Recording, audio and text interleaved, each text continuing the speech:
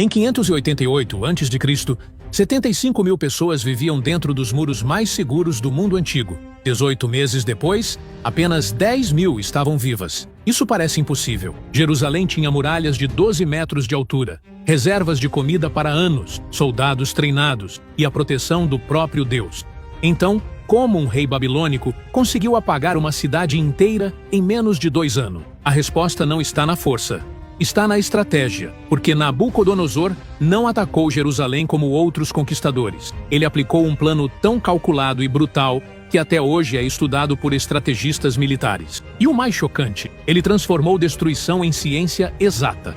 O exército mais letal do mundo antigo não usava apenas força bruta. Nabucodonosor comandava 180 mil soldados treinados para uma coisa: demolir cidades inteiras. Segundo o profeta Jeremias, eles vinham do norte, como uma tempestade destruidora que devorava tudo no caminho. Mas não era só números, era tecnologia de guerra que nenhum inimigo conseguia enfrentar. Suas catapultas lançavam pedras de 90 quilos a 200 metros de distância. Os arietes pesavam mais que 20 bois juntos e quebravam portões de bronze como se fossem galhos secos. E as torres de cerco chegavam a 30 metros de altura, mais altas que um prédio de 10 andares. Jeremias 4:13 descreve: "Eis que ele sobe como nuvens, os seus carros como tempestade, os seus cavalos são mais ligeiros que as águias." Mais assustador ainda, Nabucodonosor não improvisava. Cada ataque seguia um manual de guerra testado em dezenas de cidades conquistadas. Nínive, Ashkelon,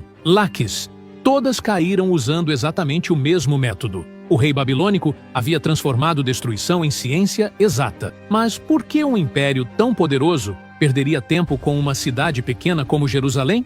A resposta vai te surpreender. Jerusalém era pequena, pobre comparada à Babilônia. Então, por que Nabucodonosor gastou 20 anos tentando destruí-la? A resposta está no mapa. Jerusalém ficava exatamente no meio da estrada entre Babilônia e Egito, as duas superpotências da época.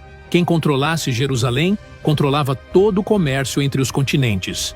Mais importante, Jerusalém era aliada do Egito, o maior inimigo de Nabucodonosor. Segundo 2 Reis 24:7, o rei do Egito nunca mais saiu da sua terra, porque o rei da Babilônia tomou tudo quanto era do rei do Egito, desde o ribeiro do Egito até o rio Eufrates. Nabucodonosor sabia que enquanto Jerusalém existisse, o Egito sempre teria uma base de operações em seu território. Era como ter uma adaga apontada para as costas. Havia também a questão do orgulho. Jerusalém se recusava a se curvar. Outros reis tremiam só de ouvir o nome Nabucodonosor, mas os judeus diziam que seu Deus era maior que qualquer exército. Isso enfurecia o rei babilônico. Para ele, destruir Jerusalém não era apenas estratégia militar. Era uma demonstração de poder para o mundo inteiro. Nenhuma cidade, por mais protegida que fosse, poderia desafiar Babilônia. Mas Nabucodonosor era inteligente demais para atacar de cara. Primeiro, ele aplicou um golpe psicológico devastador.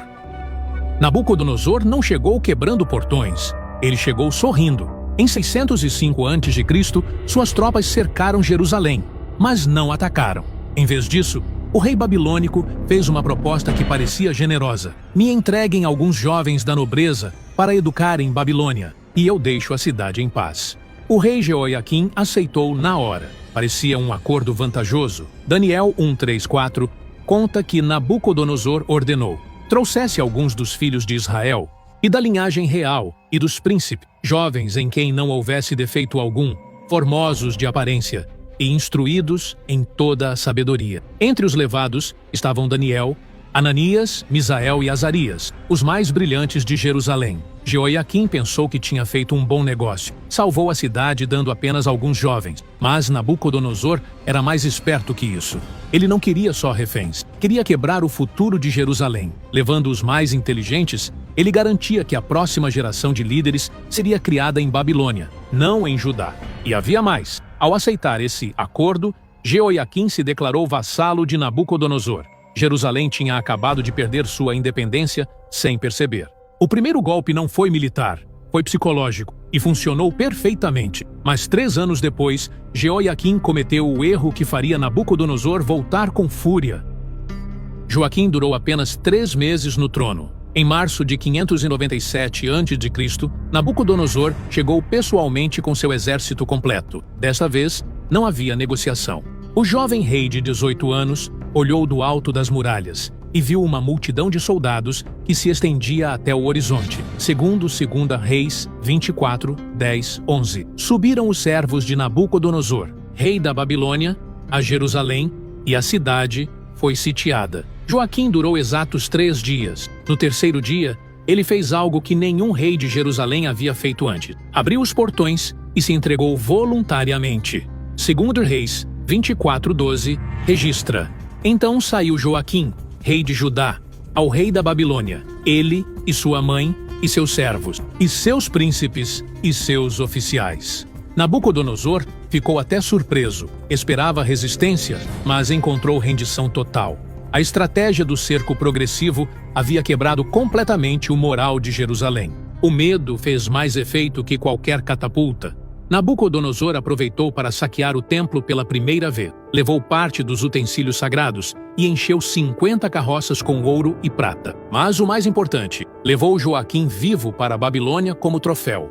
O rei de Jerusalém virou prisioneiro de guerra. Era a segunda vez que Nabucodonosor humilhava Jerusalém. Mas ainda não era suficiente. Nabucodonosor não matou Joaquim. Tinha planos mais inteligentes. Em vez de executar o rei de Jerusalém, ele aplicou a tática que havia destruído outras nações: deportação em massa dos mais importantes. 2 Reis 24, 14. Lista os números exatos. E transportou a Jerusalém toda, como também a todos os príncipes e a todos os homens valorosos, 10.000 cativos, e a todos os artífices e ferreiros. Ninguém ficou senão o povo pobre da terra, 10.000 pessoas. Mas não eram pessoas comuns. Nabucodonosor levou especificamente os líderes, os intelectuais, os artesãos e os soldados.